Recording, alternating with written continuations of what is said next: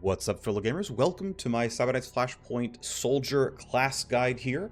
I'm Phreak. I have 750 hours in the game so far, most of that on Chrome difficulty, so hopefully you can find this advice useful and at least somewhat reliable to beat all the default difficulties in the game. I'm currently doing a challenge run on a setting much harder than Chrome, and it's going pretty well so far, though by any means I'm not perfect. Some people will have other opinions than me, and feel free to follow other advice if it makes more sense to you. Ultimately, we're going to cover all the talents in the class, some multi-class opportunities, how you might gear out these soldiers in terms of weaponry, armor, and cyberware, and talk about the various mercs in the game who can become soldiers. Spoiler, anyone.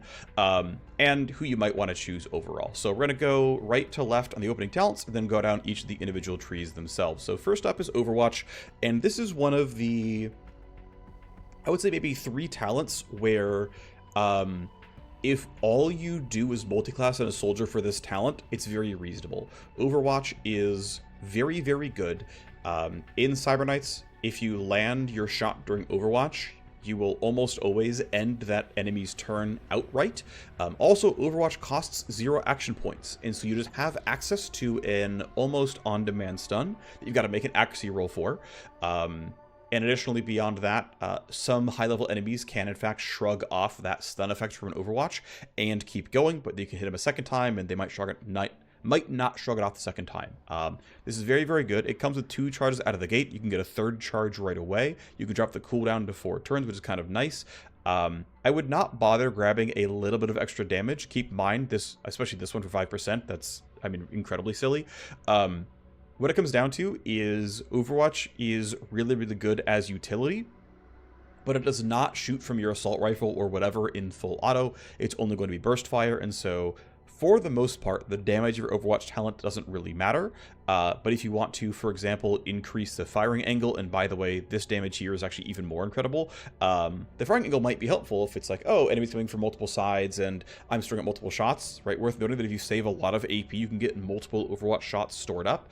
And so you can do a lot of coverage here, and so extra cone and whatnot can be valuable. So in terms of using soldiers to make sure you can lock down territory, whether your turn is over, you need to get your Overwatch out just to make sure you don't get shot back, or you're really trying to hold a zone and just saying you're all going to come to me and I'm going to send you proactively and have a bunch of shots.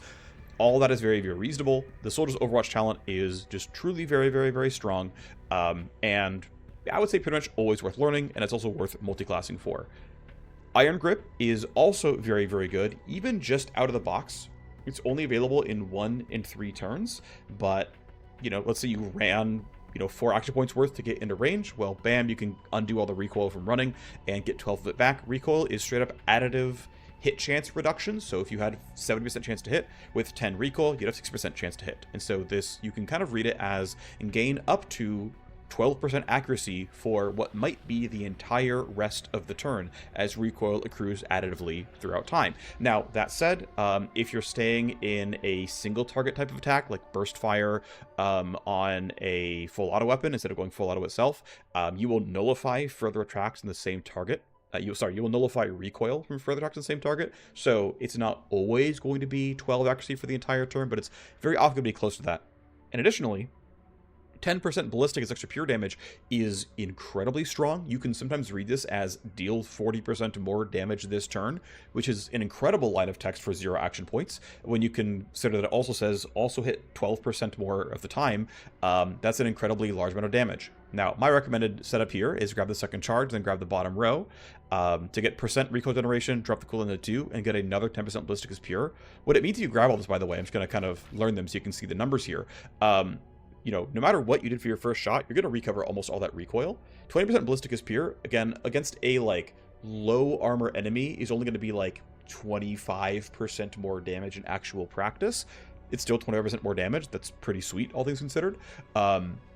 But the 50% less recoil generation is really, really good, because if you are going to attack more than once, and you're going to gain, minus 30 accuracy from recoil, well, it's minus 15 accuracy for more recoil. There's one other point to bring up, which is currently, recoil generation modifiers are bugged to essentially count twice. So what I mean by that is so it's easy with 50%, where it cuts it in half and cuts it in half again, so that your actual recoil generation is only 25%. If your recoil reduction was 10%, you would be generating 19% less recoil by 0.9 times 0.9 is 0.81. That's 19% less recoil generation. I assume at some point they will fix the bug that'll make Iron Grip less strong overall, but realistically, what it's going to come down to in a sort of late game soldier build is you're going to chain together a lot of full auto attacks together in a turn, and getting substantially higher accuracy for those attacks, and getting what I'm just going to ballpark as 40 to 50% more damage for every bullet in that attack is incredibly powerful, incredibly strong, and I heavily recommend getting a lot of points in Iron Grip at some point in time, usually relatively early. You can cover recoil gen in other ways. You can get it wholesale in Gunslinger. You can install cyberware that either gives you a lot of strength or gives you % less recoil generation. There are ways to mitigate this without Iron Grip, but I really recommend learning it. I recommend getting some moderate investment early on, maybe just +1 charge, and then probably before level 10, I would recommend getting the entire bottom row. The top row is just a simple -5 recoil on the turn you click it, considering that most of the value of this talent is the ongoing, this entire turn do more damage, this entire turn generate less recoil. I would never bother grabbing these points. These are so much weaker than the other points you could grab that it's not worth it. Final intro talent here is Marker Sights. I think Marker Sights is very, very, very good, especially the fact that it's available right away. And honestly, I recommend a lot of investment here as well. So initially, out of the box, it is cancel enemy Overwatch at 25 meters. Now, worth noting, Marker Sights will preempt Overwatch itself. So if you're stuck in an Overwatch cone, you can use Marker Sights and it will not let them shoot at you. You will kick them out of Overwatch. That is obviously very, very strong. And so just as a baseline useful combat tool, that is great. And then the -15 evasion is good enough. It's going to last for 2 enemy turns. That is enough time for you or the rest of your team to finish the kill. Considering baseline weapon accuracy is usually around 70% or so, bringing that from 70% to 85% is more like a 20-25% damage increase because you're now guaranteeing glancing hits and all kinds of things like that. And so this is actually really just very valuable. It says, hey, deal a lot more damage to whatever enemy you've got in front of you. It's really, really good. But for 1 more point, you can also add 15 crit vulnerability. Now, baseline crit damage is 1.5x. This really only says deal 7% more damage to the enemy. It's obviously not as good as the 15% or 20% or 25% more from the first half, but hey, it's there. And honestly, realistically, if I'm using Marker Sights to deal more damage, I might just kind of keep going for more. The next point here has somewhat low value. It now gives it an AoE of 5 meters. Sometimes enemies will group together, and if you play with an Agent EX or a Vanguard, you can force that more often and use things like Lure and Shadow to group your enemies together, and then you will get multi-hit Marker Sights. Additionally, enemy reinforcements will always spawn in a group tight together as 3 that will always be in Marker Sights range. An additional option here is using something like Overwatch to stop enemies in their tracks, and if you and many other people make sure that your Overwatch cone ends at the same distance, they're all going to be stopped flat by Overwatch at the exact same location, which gives you Marker Sights AoE. Now, to be fair, that is a lot of if, maybe, kinda, sorta. This is not truly incredible by itself, because you're just not going to get AoE that often. It's not... I would say this gives you about 30% more hits on average over the course of an entire map. It's not huge, but it's there and kind of nice. Again, we're going lower value than the initial point here, but that's okay. The one I really like here in Marker Sights is the +1 charge. I think this other stuff is still has value. The +1 charge is really valuable because this now lets you say, oh, I'm going to use this proactively as 15 evasion, 15 crit, and I can use that, and it's 0 AP, so it's just, here, let's do more damage. We're running into a captain, running into somebody who's tanky, or we've got to kill them this turn, and we're a little bit low in action points, or whatever it is. Bam, you can now use it proactively, and then always have a charge in reserve to use reactively when needed. Just because of how the game's cooldowns work, right? If you have a second charge, the first one can start cooling down. It just gives you a lot of space to just have it up when you need it and get some good value out of it. And honestly, Marker Sights is just a reliable damage increasing tool that I'm always pretty happy to put a lot of points in Marker Sights early on. This one, whatever, this can sometimes matter, getting the range up to 35, lets you break Overwatch in more distances, but I don't really recommend playing soldiers as snipers for the most part. And realistically, 25 meters is going to be enough to almost always cover your assault rifle range. That's not always going to be true. Many assault rifles have a max range of 30, so if you don't want to have to walk a little bit closer to close the gap, this has occasional value, but I would not get it by itself. The real reason to go this deep into the talent is because you can get another 10% crit, 10% evasion. Like if we went here, for example, right, and you say, hey, I'm going +3 here. I like 15 accuracy, but I want to go +3 and grab almost double the accuracy buff and also get a solid, 13% more damage from crit, and I've got pretty good reach, like, hey, you're suddenly pretty happy with what Marker Sights is doing for you. And you can go make it AoE, that's cute. You can go to second charge, and it's like, yeah, this is a really good talent that I have 2 charges on a 3-turn cooldown, which gives a lot of damage here. And to be clear, 1.5x crit damage is the minimum. If you, for example, and I'm kind of skipping ahead here, if you grab a relatively early game cyberware like the display link to get another 25 crit damage here, and there are other ways to get crit damage via weapon mods on whatever gun you're using, this can add up pretty fast and quickly be double damage or more, in which case you're getting 20% more damage from evasion, 20% more damage from crit vulnerability, and you're just going to start melting through people. And so I find Marker Sights to be a really strong sort of workhorse style damage buff that I really like investing in. Let's go ahead and also right here, by the way, some crit damage, right? So you can actually get crit damage in the tree itself, right nearby. Bam, just display link in these nodes, and you're already at 2.0 crit damage. So FYI. Next one, though, is going to be Red Dot. I have not used this talent much myself, but the more I look at it, the more I'm like, this probably isn't that bad of a talent overall. Red Dot basically says, hey, target enemy within 20 meters, and they're going to walk toward me. So it's another slight version of Lure or Shadow. The primary benefit here is that, hey, you're going to make an enemy get out of their cover, away from wherever their teammates are, and make it easier for someone on your team to kill them. Now, some of the benefits here could be that you've got a lot of melee characters on your team, and they don't want to run all the way to the edge of the room to get the kill. Why not bring the enemy towards you? That could be really nice. It could be that their patrol route was going to go somewhere really scary you didn't want them to go to, and now they're going towards you instead. That gives you some kind of extra freedom there. -5 evasion is nice to guarantee the kill. -1 initiative is entirely useless and functionally not text. That's okay, though. It costs you 1 AP, but it's really going to save your team more than 1 AP getting the kill. And again, the fact that you might make sure the guard is no longer under a camera or something like that can like save you some time. It's just pretty useful overall. Like, this has some real use. You can make them come towards you for longer, sure, or you can at least keep the debuffs on them for longer. You can get a second charge, which is fine. You can up the cooldown, which is fine. You can raise the radius to 30 meters, which, to be fair, let's keep in mind, right, if you're going to use like an urban assault or an assault rifle, 20 meters is pretty much already in your accurate range. So if you're using Red Dot, you're using it at like the end of the turn to set up for the next turn while you're hiding in cover, or again to like set up for somebody else in your team to get something else to happen. Again, it's like a little funky here. You can get another 5 evasion, 1 initiative, but like it's a single target debuff. Like, why go here when you can make marker sights better realistically and find other ways to debuff people? So I would generally not consider going for most of the other points here, but as far as something that can save you some AP and some hassle when chasing down guards, this is honestly decent.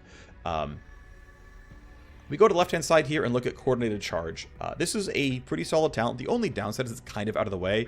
You don't have to go for Red Dot, and so it's 3 travel nodes to get there. Now, the travel nodes are crit damage and crit damage, which is really not bad, but it's still travel nodes to get there, right? Coordinated Charge is really good. It is a very, very small radius. It is a 1-turn, 1 move point buff. Now, on a 5-turn cooldown, that means you're going to get it off 2 to maybe 3 times in a mission. And that means you're printing 8 to 12 move points to your team. Now, your entire team's not always going to be in range. You're always going to be in range of the soldier, but maybe your entire team's not going to be. So you have to like run to somebody, then pop this, and you're going to get like 2 people each time. Okay, well, mission start is 4. On turn 6, it's +2. On turn, 11 or whatever, it's +2. It's a decent amount of move point printing. I would not rush for this. I would not get this at the very, very top of the order. But if you're trying to, let's say, support some melee characters on your team who already have a lot of move speed %, but want the move points to close the gap better, Coordinated Charge, pretty solid at that. Alpha striking in general is very good at this game. Having a really, really good first turn is really valuable. And so just saying, look, Coordinated Charge is getting max value turn 1, but that's the best turn to get value.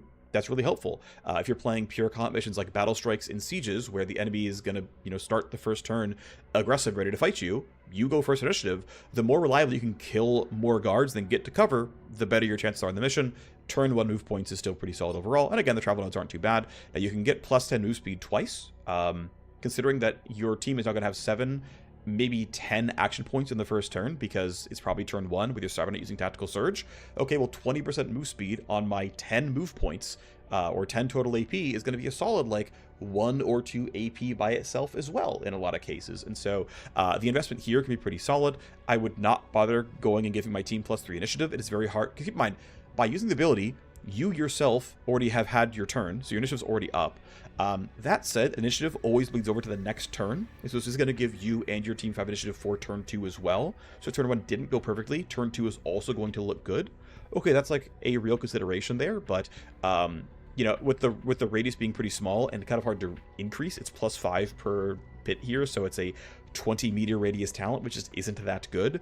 You're not hitting your entire team very reliably here.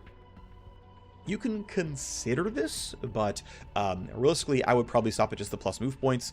Again, I think the value of 5 meters is not quite there, and then you could drop the cooldown by 1, but realistically, it's annoying enough to get through all that I would probably skip it, except for very, very late game. But again, learning it by itself, pretty solid for a turn 1 Alpha Strike.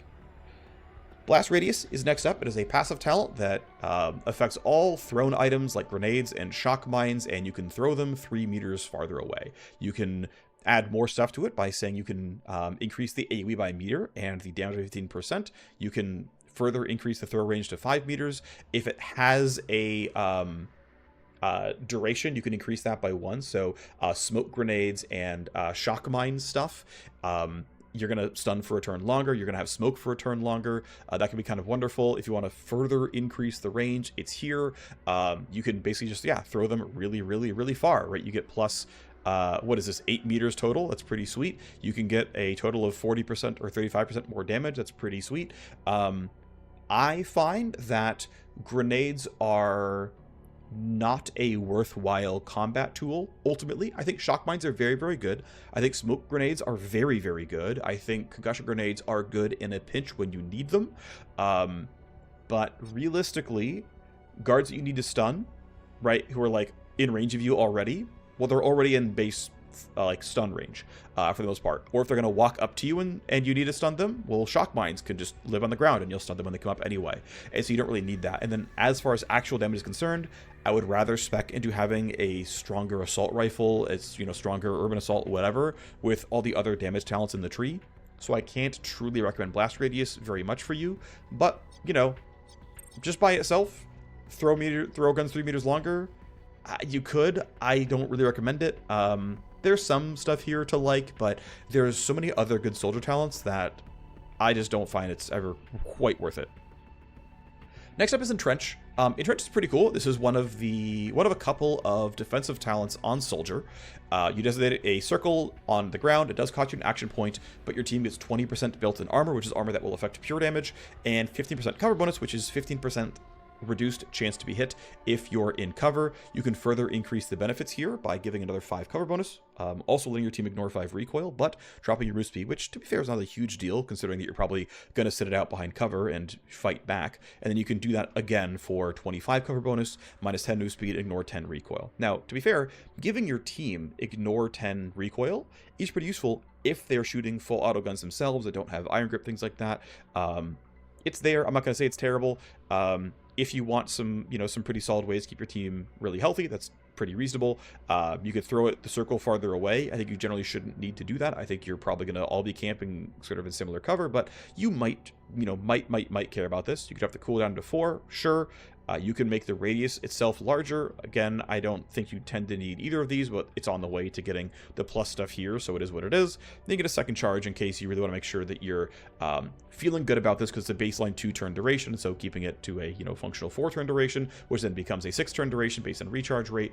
You know, you can kind of consider that, but at the end of the day, this is a decent defensive talent. Keep in mind, heavy cover is minus 0.5 chance to hit. This is going to be another functionally minus 25. So now it's 75% minus chance to hit, which is already the base accuracy of most enemy guns, which means, to be fair, if you go Entrench +3 and your team is in heavy cover, you're functionally immortal, aside from melee characters, which you can deal with in some other way.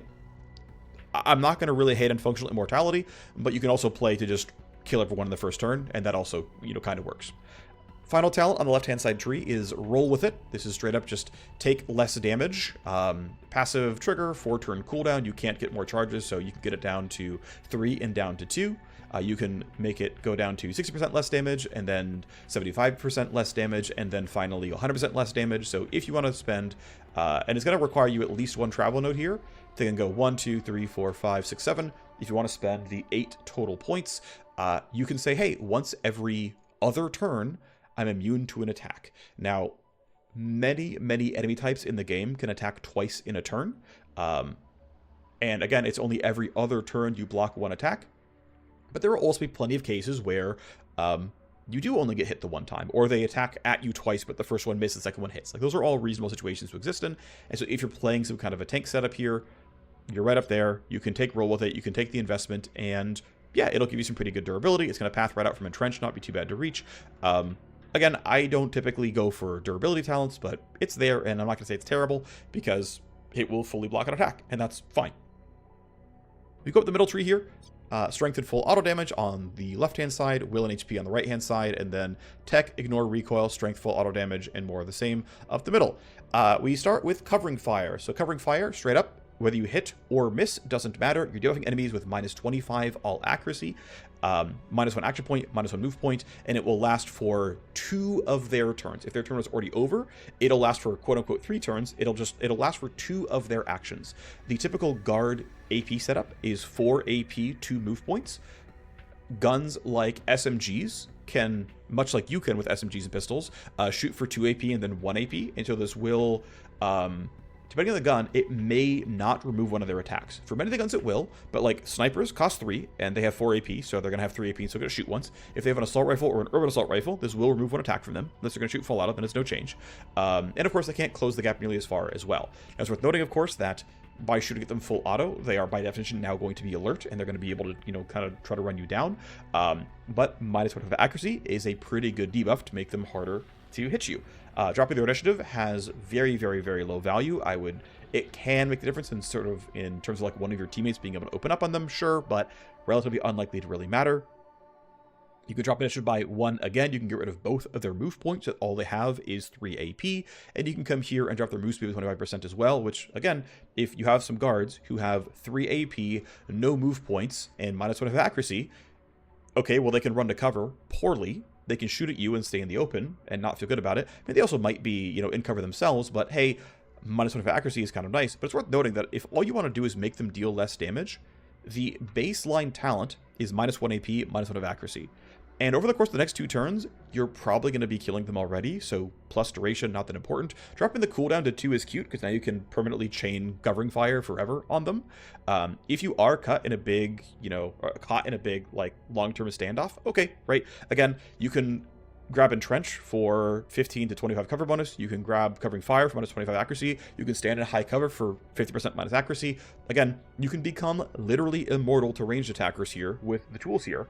And I'm not going to really hate on immortality. It's pretty good. But at the end of the day, what it comes down to is whether or not you actually care about that. Is what it, do you need to be immortal, or can you just, alpha strike your enemies and kill them on the first turn?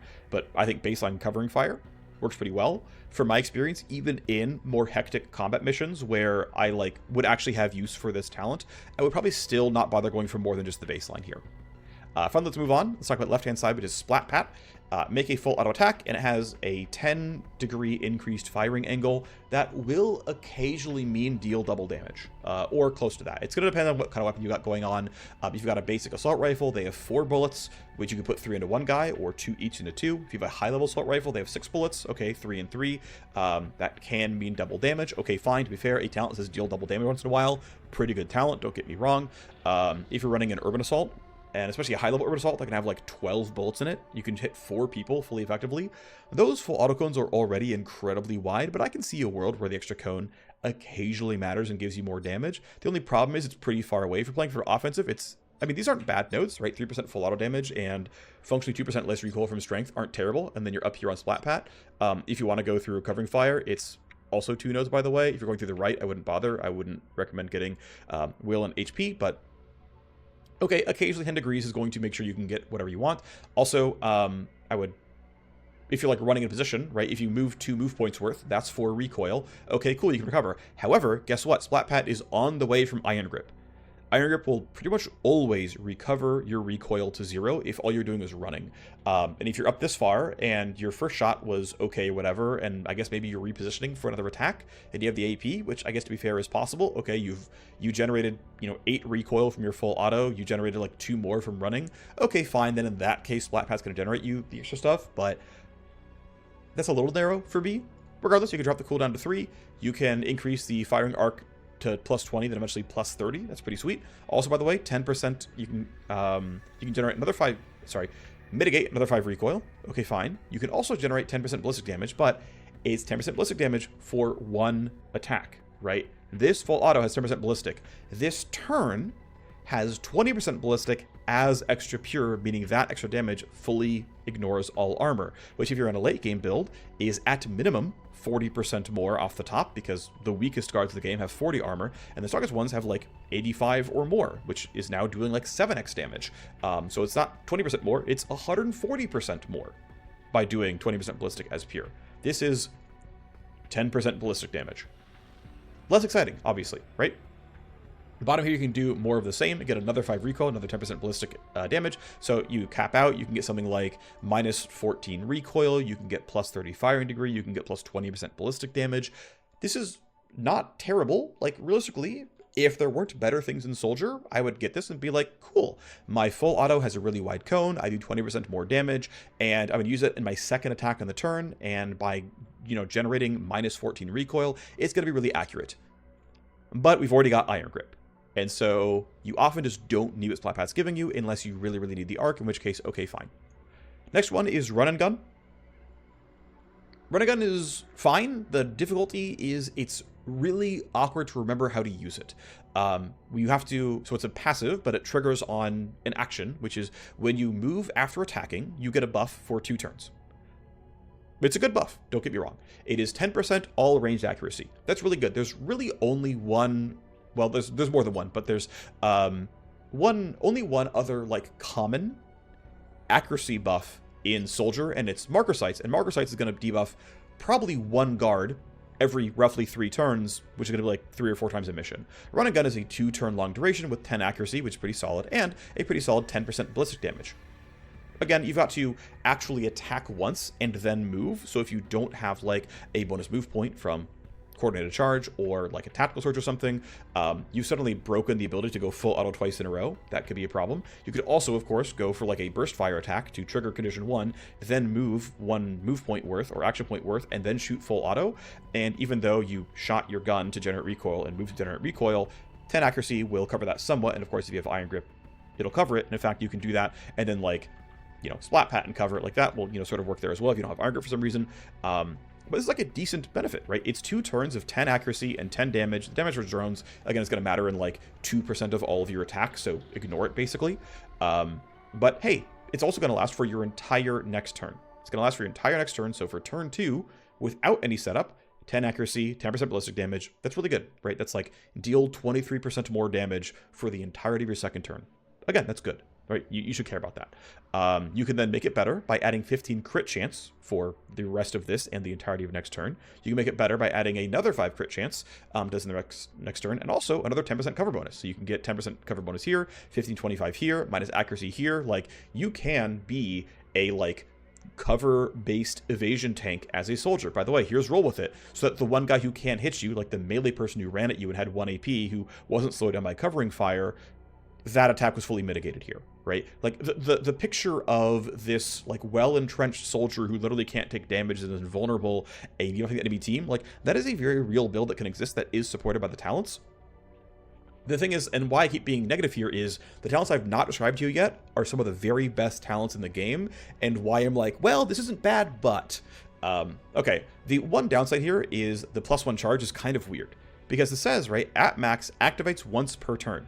But it lasts for 2 turns, which means on turn 2, you can reactivate Run and Gun. You might not want to, but it will happen, and you like waste a turn of the buff essentially. And also the fact that you can forget to like, oh right, I attacked, let me move 1 move point to gain this buff. That is easy to forget as well. Right, the most common situation is like, because also keep in mind, like, if I shoot twice and end my turn, which is like very normal for a soldier, this never pops, right? So I have to go out of my way to move between attacks at some point, or to do my attacks and then move, like, with my last AP of the turn or something, which is awkward. Now, there's a reason it's not as awkward as you might think a little bit down the line, but like, baseline Run and Gun can feel a little awkward a lot of the times, because personally for me, I forget to use it a lot of the time. Okay. Let's start talking about the cream of the crop, though. There's some really good stuff here. 1 tech, 2% ballistic damage, kind of whatever. Savagery. This thing is pretty freaking sweet. It's a good 1-pointer. It's good when capped out. When you get a kill, gain 50% crit chance and 50% ballistic as extra pure until the end of next turn, right? So the remainder of this turn and the end of the next turn. Now, again, it can be hard to get a kill on turn 1 and then find more shots to fire during that turn as well, but it's on for the entirety of your second turn as well, so it's not a huge deal. The way I will usually math out ballistic as extra pure is just double the number, and it's close enough. So this says 15% more damage, roughly from crit. Again, you've got 25 crit damage right here. You've got a display link able to be grabbed relatively early on for 25 crit damage there. Weapon mods can give you more as well. So you can honestly read 15 crit chance pretty reliably, pretty quickly, though maybe not right away, as, somewhere between 8 and 15, maybe even more percent more damage. And then ballistic is pure, right? This reads deal 30% more damage. So I have a 2-turn buff that says deal roughly 40 to 45% more damage. That's obviously really, really, really good for a passive that doesn't require any action points for the remainder of this turn and all of next turn. Yeah, it's on a 6-turn cooldown, but again, 45% more damage is 45% more damage. It's really good. You can drop the cooldown, and you can make both these buffs go up to 25%. So now you have 25% crit chance and 25% ballistic is pure. Now you're doing 75% more damage as the functional math here. Deal 75% more damage for 2 turns every 4 turns. Right, we'll just spend the points so you can kind of see the total numbers here. Yeah, that's really, really, really, really good. 4-turn cooldown. Again, I have to get a kill during 1 turn when it's off. Then I have the rest of turn 1, then all of turn 2, and then turn 3, it's still on cooldown. Turn 4, it's still on cooldown. Turn 5, we do it again. So it's less than half, less than 50% uptime, but it is so much damage on those turns that if you can maximize those turns, you're going to feel really good. Maximize those turns? What do you mean? I mean recoup. Recoup is the amazing pairing here with Savagery. Recoup says when you get a crit, gain an action point, gain a move point for the remainder of this turn. Wait a second. When I get a kill, I get crit chance. And I want more AP to maximize the value out of these turns where I have a bunch of crit chance and a bunch of bonus damage. Oh, recoup. Yeah, don't worry. Give me a second charge. Give me the buffs here. Give me 3 action points and a move point. Okay, cool. When I crit, give me 3 AP and 1 move point. And by the way, next turn, because it only activates once per turn, I do it again. Did you know that lines up exactly with what Savagery does? Get your first turn, get a kill, get some crit chance, use that crit chance to trigger recoup, get 3 AP back, shoot with Savagery again. But did you know that Marker Sights gives you 25 crit chance? So that on your first turn, when you shoot your Urban Assault Rifle full auto for 10 bullets or whatever, and you have 25% crit chance per, oh, by the way, display link adds 6% on the top, and you probably have tech from something like here. Maybe someone on your team is helping out as well. You found other ways to get crit chance, who knows? Oh, your actual crit chance per bullet is 40%, and you're shooting a ton of them, and surely one of them, and because you probably didn't have to run very far to get there, maybe you had Tactical Surge on or whatever, don't worry, even if you didn't get the crit on the first strike, you've got 25% more crit chance here to go again on your next full auto. And instead of just only the guy you Marker Sights debuffed, it's every person you're attacking here. You're surely going to get a crit at that point. Oh, that means that Recoup triggered and gave you 3 action points and a move point. What does that mean? Oh, don't worry, this run and gun talent that also gave you a bunch of crit chance, 20% to be clear, and this gave you a move point, which is a license to move 1 square, or 4 meters, and trigger run and gun, means, oh, did you generate a bunch of recoil? Well, no, because of Iron Grip. Don't worry, we generate a bunch of accuracy for you, and even more damage to multiply against your ballistic as pure, to multiply against your crit chance, to trigger Recoup to make sure that you can go for another full auto on this turn. Alright, don't worry, it's turn 2. Well, it's turn 2. I have another Iron Grip charge. Savagery is still on. I have another Recoup charge. Guess what's going to happen? They're all going to die again. This is why I'm well, this is okay, this is okay, this is okay, this is okay, this is okay, this is okay, because this is freaking absurd. Now, getting this entire combo online takes a while, and I know I'm breaking form from my other videos where I'm talking about them in isolation, but this is a hard combo, essentially. I mean, not truly a hard combo, but this entire setup is so clearly tightly designed together. It is very hard for me to recommend doing anything else.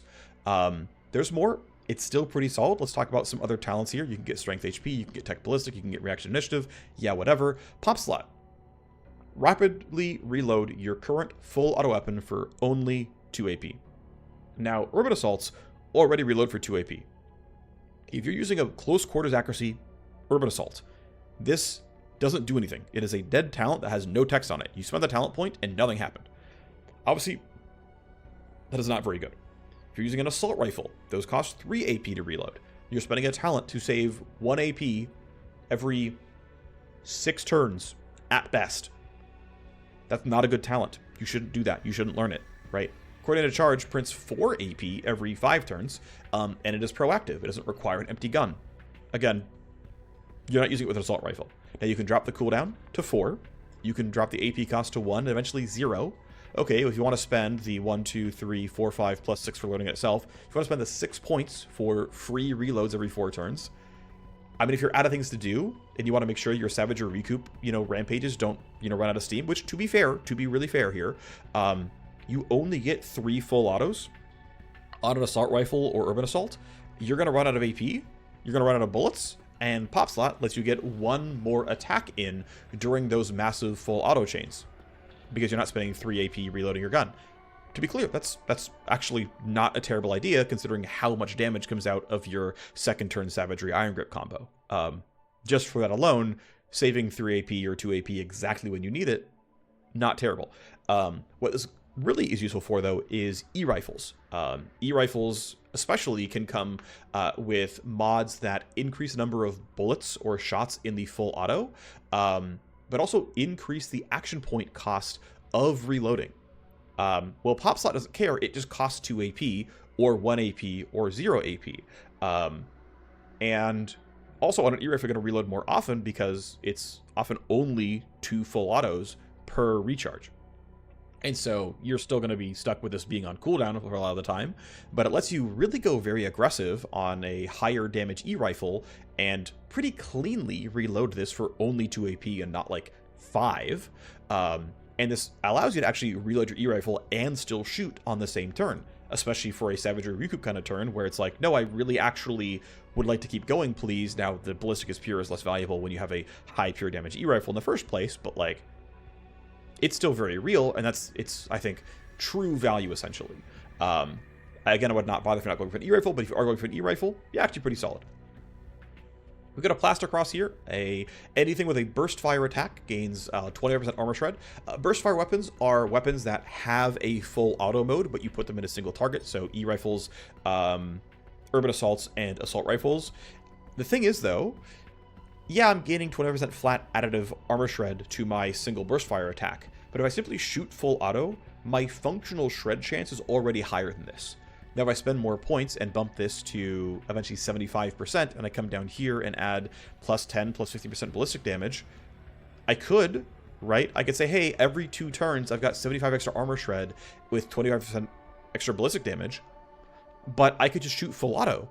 And if I shoot full auto, I get more than 20% more damage, and I get, okay, I maybe don't get, now guaranteed 100% armor shred on my primary target, but like, if I'm shooting more than 1 target at 3 bullets each, the expected value of my shreds is greater than 1.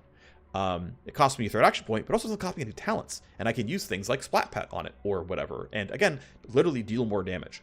Now, sure, there's going to be cases where I don't have the AP left, or whatever, but again, we just saw how good some of the soldier talents are.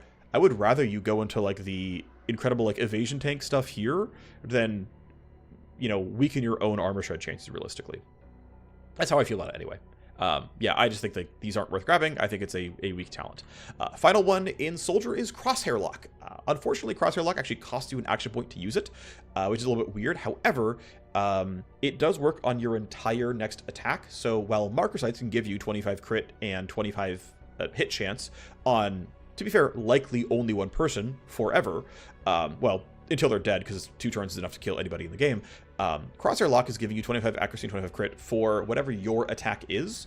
Now, in a lot of cases, especially for like an end game soldier build, 1 attack is all it takes to kill somebody, or kill a squad of people. And so saying, well, my entire attack is gonna functionally ignore cover because 25 accuracy is gonna completely handle any light cover. I'm gonna have a ton of crit chance. 25% is gonna pretty much guarantee I get whatever I want here. It is sort of like a different version of Marker Sights where it's like, well, this 1 bad guy or maybe 2 bad guys is going to be deal after they die. It's like, no, this big full auto attack, this 12 target Urban Assault shot or whatever, 12 bullet, 4 target Urban Assault is going to just hit like a truck. I'm going to hit every single bullet, and they're going to crit, and it's going to be a lot of bonus damage, right? That's pretty real. And you can bring this to 35%, which I think would be worth it. You can drop the AP cost from 1 to 0, which, to be fair, when you're trying to deal in 3s by shooting full auto twice, that can be pretty relevant. You can bump it even further and get a 50% accuracy increase, which means, yes, you can make your accuracy like 147% and truly completely nullify the fact that whatever the enemy is, if they're behind heavy cover or have a bunch of evasion buffs, you can nullify a lot of that and just stack accuracy so high that it doesn't matter.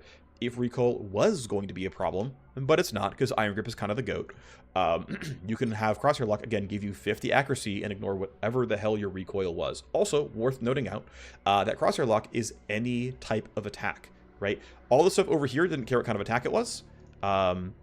Splat Pat is full auto only. Run and Gun is all ranged accuracy, any kind of gun you want. Iron Grip is ballistic as pure, less recoil. That is any kind of weaponry. Savagery is ballistic as pure, any kind of ranged weapon. Recoup is any crit. It's anything at all.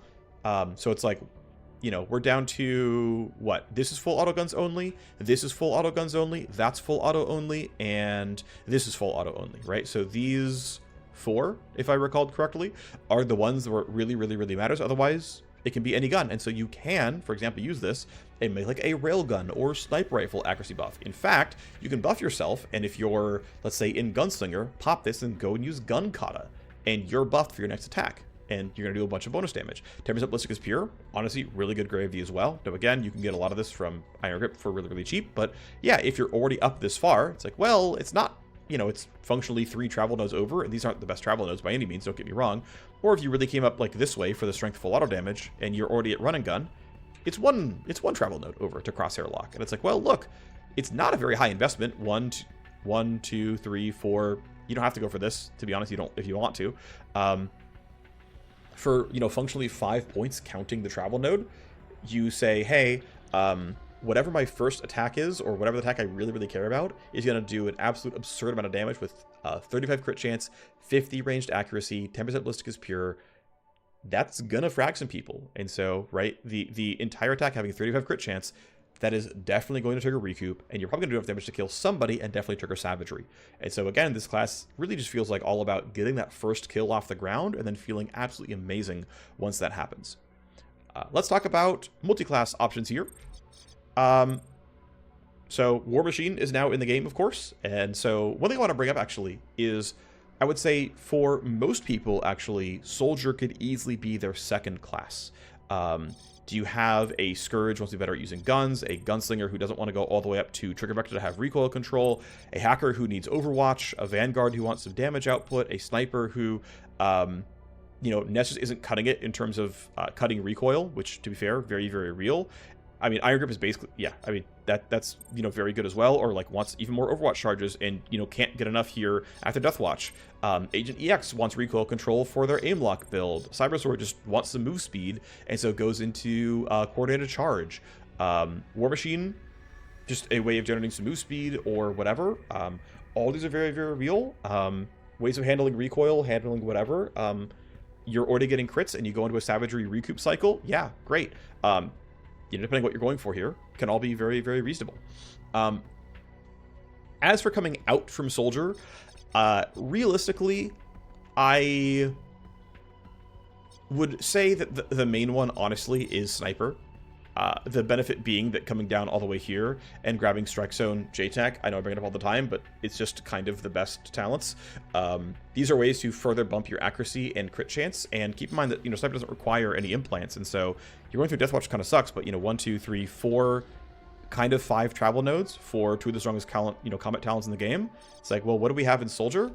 Well, if I'm here, I can go 1, 2, 3, and then learn Crosshair Lock, or I can just learn Strike Zone, and it's going to do very similar things, not cost me action points, and you know, debuff all the enemies in case they're not all getting killed instantly, whatever. It's a thought you could go for. I don't know. Realistically, though, I feel like Soldier is self-sufficient for a very, very long time. Again, Gunslinger can work in a lot of cases here as well. Trigger Vector is just like a damage booster. If you don't want to use Iron Grip all the time or whatever, or again, you can, you know, be a Gun Kata Gunslinger or a Fanning Gunslinger and come into Soldier for things like Crosshair Lock or all the benefits from Savagery and Recoup. If you need more cover reduction, you can certainly go here and make it even easier to kill, random people that you need to kill. All that's fine. You can go into Scourge, get some corpse removal. You can go into Vanguard or Agent EX. One thing I actually call out that is very real is going into Vanguard just for lure. Right now, I feel like the skin slot is not a very important cybernetic slot here overall, and so the fact that it requires this chameleon sheath isn't that big of a deal. In fact, chameleon sheath sort of gives you stealth crit damage, I think it is, which means that as long as you don't wake up the guards that you're shooting at, you are eligible for stealth crit damage, which means this, giant crit chance stack that you're getting from the very first turn, you could use stealth crit chance or stealth crit damage to further boost that shot and make sure you one-shot them. But the other benefit here is going into lure and just getting a big group of enemies together so that you can AoE them. You can just kill them really, really cleanly with a great full auto or whatever. It's honestly pretty solid. Agent EX has kind of similar things. I mean, Smokescreen is just really, really good utility. So Pharmacy can keep you really, really safe. If you're going to be shooting full auto a lot, you're probably going to be generating a decent amount of tally overall, and so might need to care about that one. Definitely a real thought. Otherwise, not much plays into the sort of full auto, like, assault rifle play pattern. Again, you can try to clean up your mess a little bit, and that can be fine. Tox Cloud here has some crit vulnerability attached to it if you need a little bit more of that one, although you probably shouldn't need that very much. I guess one other thing to think about is going into Scourge all the way from Metabolize. It's pretty far away. It's 5 travel nodes to get here, so I don't seriously recommend it very heavily, but if you want to use combat drugs and get, bonus duration and stuff and make them easy to use, you certainly can. Again, I'm not going to believe in that super strongly. I think you can kind of just sit and soldier for a while.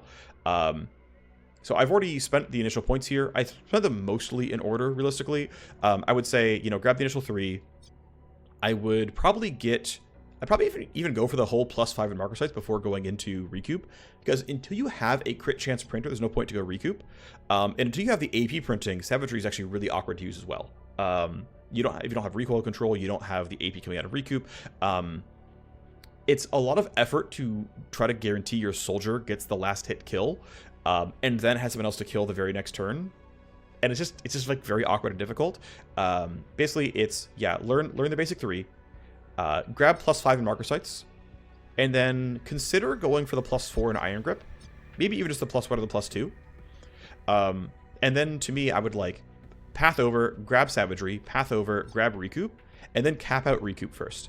And then once Recoup is capped out, because now you're getting +3 AP for 2 turns in a row, then you can go back into Savagery. And before I would do that, I would bottom out the rest of Iron Grip here, just to make sure that my 2-turn long recoup chains aren't getting wrecked by accuracy. This is a huge, just generic damage increase, because you are going for a full turn of multiple shots, and if your accuracy is minus 30% from recoil, you're cutting your damage in like half, because your base accuracy is going to be like 70%, 70% becoming 40%, again, roughly in half.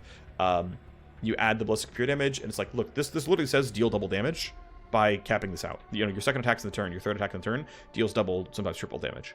It's really, really, really worth getting. But then you cap this out and feel good. So this is gonna be like somewhere around level 10 with as much investment. You can basically have 2 options here. Right now you have all the crit chance stuff here. I think there's actually a real consideration for going for the crit damage stuff here. I'd have to recall. Yeah, there's crit damage all the way up here, but it's touching Entrench and Roll with it, which I don't think you really need. This is ignore 1 recoil, which you don't typically need. Here's ballistic damage, is kind of whatever. But I would go ahead and grab this coordinated charge, and I'd really consider getting the move speed as well, because what you're going to be doing is on your first turn, like aggressively running around trying to get a whole bunch of kills. Now you're like, to be fair, like level 15 or so by this point in time. But it's like, yeah, it's turn 1. I hop coordinated charge. My Cyberknight hits tactical surge, and I'm going to run at some people, marker sights them, and get a whole hell of a lot done. Still got plenty of talents to spare at this point. You can go up this way and go into crosshair lock plus run and gun. You could go up the left-hand side. It's a little bit more travel, but you would skip pop slot. I wouldn't bother. I'd probably go up here, and then you kind of choose for yourself which ones you care about the most here. I would not generally go for the 0 AP pop slot. I would probably go... You can either go for the +3 here on crosshair lock if you're really good about it. You can go for the +3 on run and gun and just, generally have some pretty solid stuff here. Honestly, at this point, it's sort of whatever. You're getting pretty close to like level 20 at this point. Actually, you're probably above level 20 at this point. Yeah, like right about level 20. And you're nearing the end game. You're going to be doing a ton of damage already. You're kind of just like putting gravy on top here. It's fine. You might even choose to go for Splat Pat instead, just to like make sure you're getting as many people in the cone as possible. You probably already do incredibly absurd damage per shot, so there's a real case for saying, no, actually what I really want is to make sure I'm hitting everybody, and I'm getting this 30-degree cover, and, the extra damage, the extra cone, like, maybe I care. I'm not sure I do, but like, this is here to make sure that I've always got everyone in the area. Okay, fine. All right, well, again, I'm going for the 2-turn spree. Why don't we grab the, stuff here? I used Crosshair Lock in the first turn. Maybe I didn't. Maybe I did. We go somewhere like this, and it's like, okay, I'm actually ultra maxed on Soldier here. This is so late game. I would not consider this to be like your real total build, but it's like, okay, what do I have going on here? All right, well, it's turn 1. I pop Coordinated Charge. I get Tactical Surged. I walked whatever my first location is. Okay, I've got what I think is full 4 enemies in the cone. I pop Iron Grip. I Marker Sight's the tankiest one. I pop Crosshair Lock. And if I need to Splat Pat, I will. But if I don't have to, okay, we go full auto. All right, what happened? Did I get a kill? Bam, Savagery popped. Did I get a crit? Okay, bam, Recoup popped. Okay, probably a lot of them are dead. All right, let's find the next group of 3 or 4 enemies to kill all at once. Okay, where do I go? Well, I walk. Run and gun pops. Great. I get a bunch of accuracy, get a bunch of crit chance. Crosshair Lock's already over, the 35 crit chance is gone. Marker Sights probably isn't on my primary target anymore, but I've got 25 crit here from Savagery. I've got 20 crit here from Run and Gun, so I'm chilling at 45. That's still pretty good overall. All right, who's my next enemy to kill? All right, you find the next group. Might need a Splat Pat to make sure it looks okay. Probably don't need to recover recoil that badly, but I might. It's there. Okay, we got another 4 kills. Okay, cool. I might still have AP left because Recoup and Tactical Surge and Coordinated Charge gave me 3 move points. I'm at, like 11 move points or something overall, or action points overall. I only used 6 of them on full auto. Probably have 1 more that I can go for. Let me find somebody else to shoot down. Thankfully, I've got 20% move speed, so I'm going really far. I might have taken move speed combat drugs to go farther as well, and you get 9 kills in your first turn. That's like a very, very normal thing to do on a Soldier late game. It's really good overall. Okay. As far as gear is concerned, basically, there's 3 big considerations. There's big urban assaults. The big value of urban assaults is that they have a large number of bullets. So the ARC 77 Matchmaker is one of, if not the best urban assault in the game. Part of the reason it's very good is you can get it as a blueprint. So you can craft it with a bunch of mods. You can get a lot of extra damage per bullet and accuracy and recoil control and even more accuracy and whatnot. You can, I would generally say, for an urban assault, throw on some plus max optimal range to make sure that you are accurate at your longer ranges here. So like I have an optimal of 27 with a max of 31. This means that someone who's at 31, I've only got minus 16 to hit. That is a reason to stack a bunch more sources of hit chances to make sure you are landing all 3 bullets. Even if your hit chance is like 80%, and you're guaranteed a glancing hit cannot shred, a glancing hit cannot crit. And considering you are very frequently going to be stacking a lot of crit chance here and getting a good amount of damage from that, you honestly might really care about that, right? You might really care about actually getting that crit because your crit's going to deal more than double damage. So that extra 20% hit chance is going to matter there, right? So one version is Urban Assaults. Urban Assaults have the most bullets per full auto of any gun type in the game. This is the only way you're going to do full damage to 4 different enemies. And even though this gun only deals ballistic damage, the fact that you're getting a solid like 20 to 45% ballistic as pure means this gun also deals like 112 pure damage on every bullet. That's going to kill any human guard in the game in 3 shots. Especially if you crit, but even if you don't, you're probably going to die. And so by being able to stack a lot of ballistic as pure, you have 200 ballistic, 100 pure, 3 times each, critting for 2x damage, you're probably getting that kill, right? It's going to feel pretty good. And if you do run out of ammo, well, there's some nice high damage SMGs out there. They're not, quite as amazing, but hey, you get one of these, 24 max range, not bad. The full auto, clearly not as good as the Urban Assault, but 75 ballistic, 55 pure, that's decent. This one happened to be crafted with some bonus crit damage here. I think I got it. I don't know what I got it off of. Yeah, I got it off of this, off of a random intrinsic from getting crafted. So I guess makes a crit damage there, and so I'm critting for 2.25x now. That's pretty good, and so it can help me follow up a little bit more and get a little bit more done if I'm busy and don't want to have to reload this gun or whatever. Another option is going for a simple assault rifle. What's kind of interesting is the Matchmaker is the only Urban Assault with ranges this good. I don't think I have another Urban Assault here. No, not on the save. I've sold them all to the market at this point in time. But the Matchmaker is the only Urban Assault that has a really long max range of 31. Most of them cap out at around 24. And so normally, aside from, again, exactly this gun, normally you're capping out at 24 range in an Urban Assault, and that can make things a little bit tighter. The benefit of using an Assault Rifle is a max range of 30, and it's very easy to reach that max range of 30 and be very comfortable. And so while the Urban Assault has a really long, like a very wide cone and a lot of bullets, the Eagle Sight, or any other regular AR, is going to be highly accurate up to 30 meters, which is going to give you a different way of killing out 2 guards. So it's going to depend on where the guards spawn, how they're set up here. To me, just I find the generalist value of an regular assault rifle to be higher overall. But what it comes down to is, again, a similar thing. You can craft high-end assault rifles. You only really ever cap out at 6 bullets per Falata, which means you're only ever getting full damage on 2 guards at once. You often don't need to get more than 2 guards, but that can depend on mission type and guard layouts again, but that can be a real choice here. It's fine. It's very reasonable. It's very good. I'll reiterate that I think assault rifles are the strongest gun type in the game, but it's going to be your choice over how many targets you can hit versus how much you can wear down. If you are really, really late game and have a ton of damage, you can just try to get as many people in the cone as possible, but earlier on, you're going to be picking off enemies 1 or 2 at a time, in which case the range and typically higher accuracy is going to be more important for you. Final option is to go for an E-rifle. You can see this is actually one of the early game E-rifles, not particularly strong. There are better ones later on. This save, I've not played a lot of the new end game where they put a lot of new E-rifles in, so I don't have better ones than this right now. But the value of an E-rifle is it comes out with innately very, very high pure damage per shot, innately very high armor shred per shot. You can see, though, the max range only at 22 meters is just not that exciting. They're also pretty loud. They can't be silenced. This is one where you don't need the ballistic as pure damage as much, but you do want the accuracy because their base accuracies are really bad. They're all around 65, 68% hit chance. So you really, really want the accuracy stacks. You can still get all the same crit damage you can get elsewhere. I don't think I have a lot of... I have a couple things here, so I can get a little bit of damage and whatnot, but yeah, I'm missing a lot of options here, but I can at least get the range up to 16. I can get the accuracy up to 72. There are better ones out there for sure.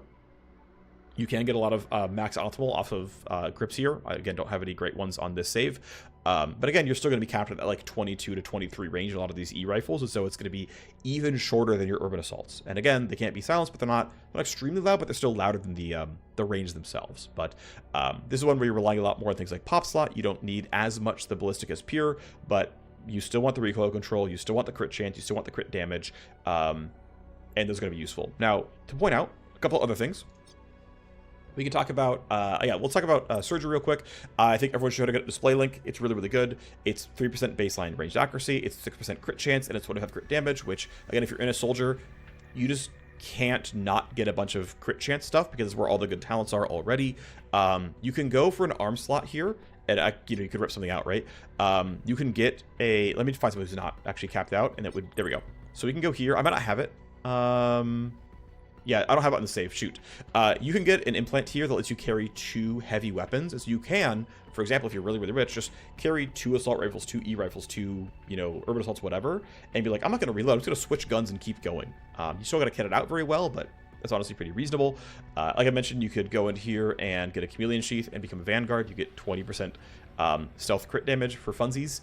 Again, it's, functionally 10% more damage in your opening salvo. It's not bad. You can get some bone grafts for strength, which is recoil control and HP. You can get some synth muscle for move speed from reaction, recoil control from strength. You can get some more minor stats here from whatever else you're going for.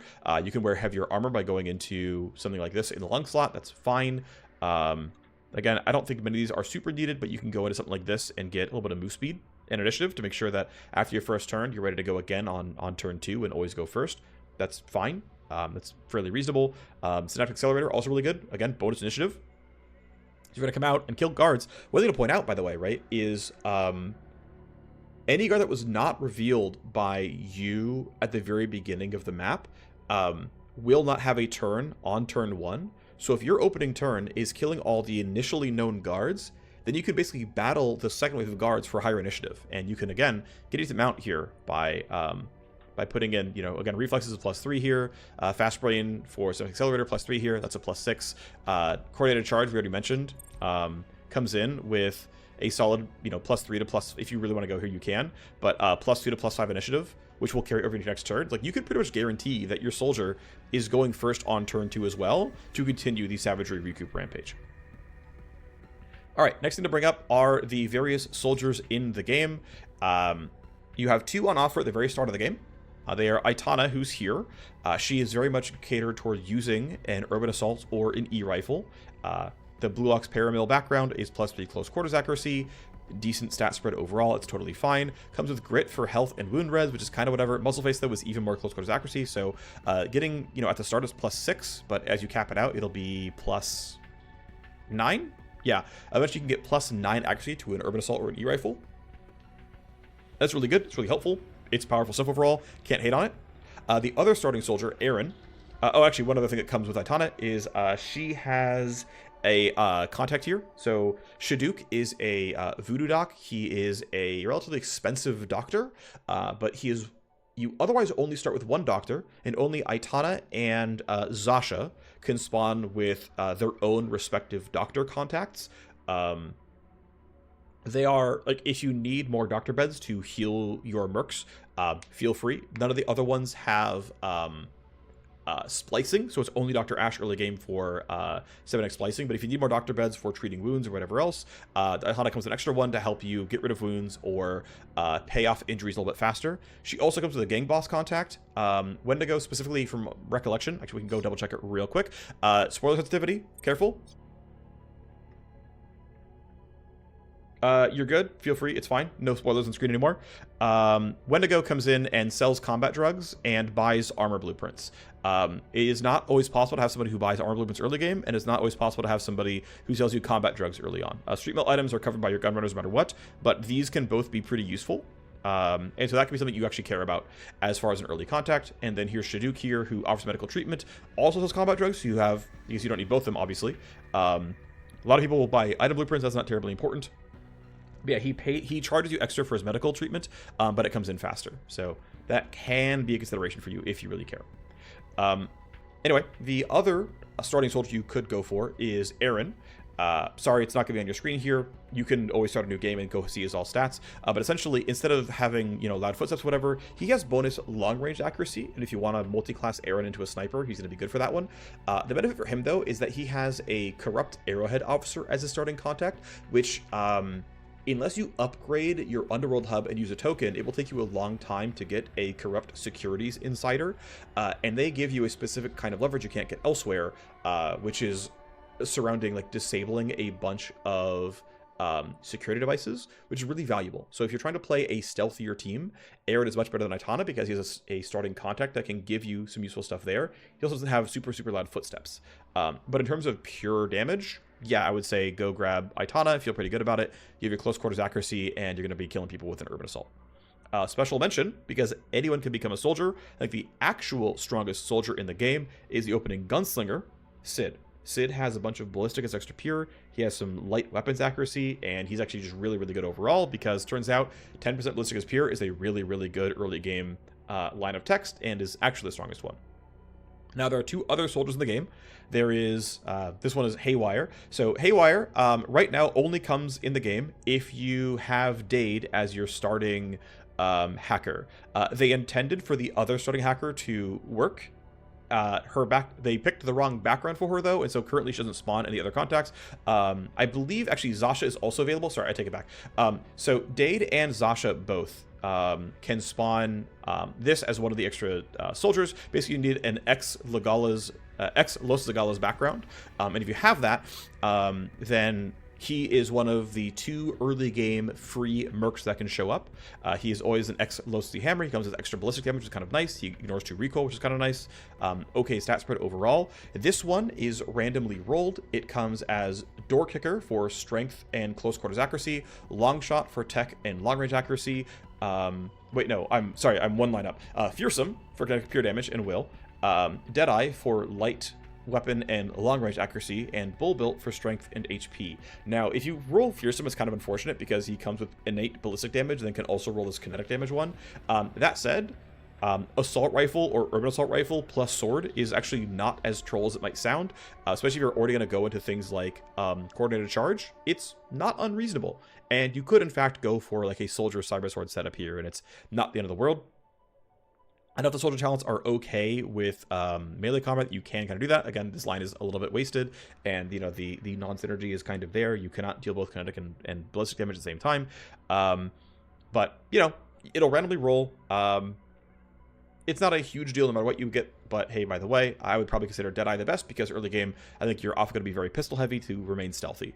Second option, though, is up to you. You get a full choice here. You can get, mentioned again here, Door Kicker for strength and close quarters accuracy, Long Shot for tech and long range accuracy, or Calm for will, stress, and recoil. Now, again, because ignoring recoil is like, oh yeah, I walked up a few steps and had to shoot, well, you get to ignore that entirely. Of course, if you're running Iron Grip, you get to ignore it anyway, so there's a little bit of that which doesn't matter, but before you have capped out Iron Grip, and even then, even if you do have capped out Iron Grip and you're getting, percent less recoil generation, you're still going to generate some. And so ignoring 4 of it, or more as column levels up, ignoring more and more recoil, that's still flat accuracy in a lot of cases. Iron Grip won't even be up every single turn.